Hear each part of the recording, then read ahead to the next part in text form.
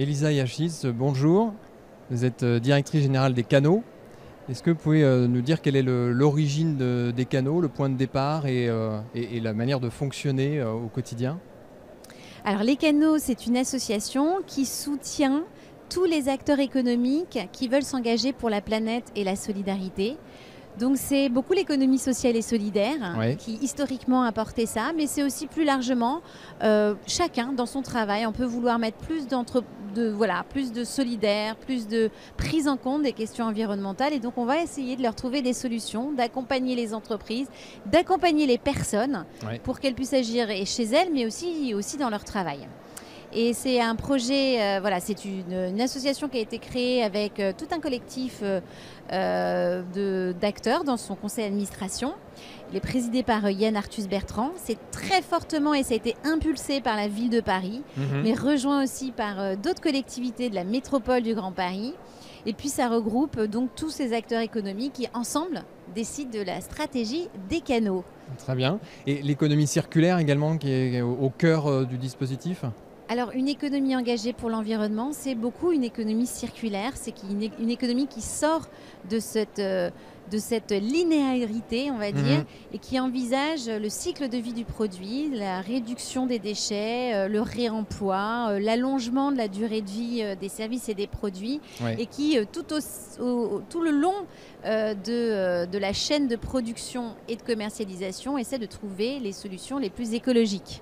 Et vous êtes installé sur les quais de la Seine, dans le 19e. Vous pouvez nous parler un petit peu de cet espace qui est une sorte de tiers-lieu en quelque sorte? Alors la maison des canaux, puisque Ouais. nous avons une maison, c'est un bâtiment effectivement de 1000 m² qui se trouve dans le 19e arrondissement et qui a la particularité d'être 100% aménagé en économie circulaire. Très bien. Il a eu le prix de la meilleure rénovation en France parce que c'est vraiment unique de voir que tous les matériaux utilisés sont issus du réemploi. Ouais. Et en même temps, c'est très beau. Donc c'est un lieu qui accueille des événements, qui accueille tout l'écosystème en fait engagé pour des conférences, pour des formations. Les gens peuvent venir, les structures peuvent venir y faire des choses. Et dans une démarche de don et contre-don, après, soutiennent d'autres acteurs économiques. Et les tendances que vous avez pu observer ces derniers mois dans l'économie sociale et solidaire, dans l'écosystème des canaux, quelles sont-elles? Alors, ces derniers mois, je dirais, comme grande tendance, c'est le rapprochement de l'économie sociale et solidaire et de l'économie circulaire, justement. L'économie sociale et solidaire, vraiment, a pris ces questions d'économie circulaire à bras le corps et propose des solutions en matière de gestion des déchets, des solutions en matière d'anti-gaspillage, des solutions en termes de mobilité douce, de logistique propre. On voit de plus en plus d'acteurs qui se positionnent et qui se positionnent à côté des grands acteurs de l'économie classique pour leur trouver des solutions d'insertion sur ces métiers-là. Et donc c'est vraiment, je pense, tout un secteur d'avenir que de rapprocher économie sociale et solidaire de l'économie circulaire. Donc ça fait partie de la mission des canaux, ce travail de mise en réseau des acteurs traditionnels et de l'ESS. Tout à fait. C'est vraiment une de nos grandes missions, c'est de développer l'économie engagée, et pour ce faire, de lui donner accès à des très gros marchés, qu'elle prenne la place la plus importante. Et souvent, ça peut être répondre en consortium ou travailler avec des très gros acteurs, mais tout en restant ESS.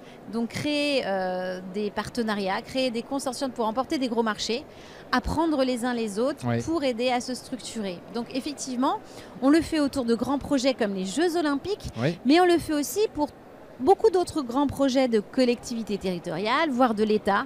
On va aider les entreprises de l'économie sociale et solidaire, les entreprises engagées, à répondre, à connaître les marchés et à les remporter. Sur les Jeux Olympiques justement et Paralympiques, il y a eu une part importante donnée, octroyée à l'économie sociale et solidaire. Comment ça s'est équilibré, construit? Alors l'objectif des Jeux Olympiques inclusifs, puisque c'est le modèle que veut porter la France sur les Jeux Olympiques, c'est qu'elle ait des retombées locales, qu'elle ait des retombées sur les emplois d'insertion, sur les emplois du handicap, sur les emplois dans les quartiers, sur les entreprises et les TPE françaises. Donc nous sommes les canaux, on a monté une plateforme qui s'appelle ESS 2024, avec Paris 2024, avec les collectivités, avec leur soutien.